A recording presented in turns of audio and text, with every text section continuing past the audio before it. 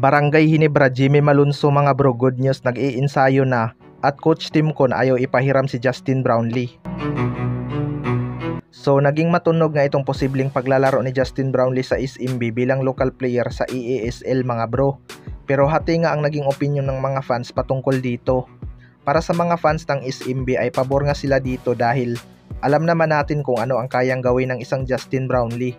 Kumbaga malakas na itong lineup ng SMB pero mas palalakasin pa ng isang Justin Brownlee.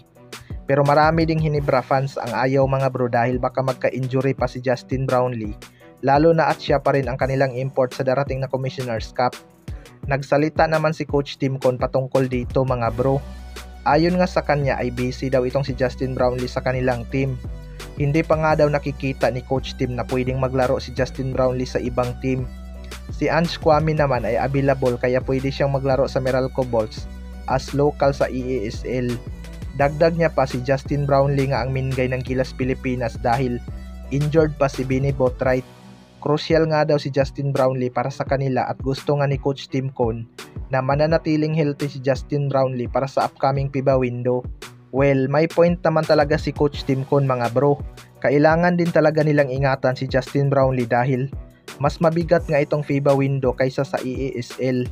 Kahit lagi tayong durugin sa EASL ay ayos lang naman basta angat tayo sa FIBA. Sa kabilang banda naman mga bro, Jimmy Malonzo, good news na sa ensayo na. Ito ngang si Jimmy Malonzo mga bro ang isa sa mga hinihintay ng mga Hinebra fans makabalik. Nagpatirapi nga ito sa US matapos itong magka-injury.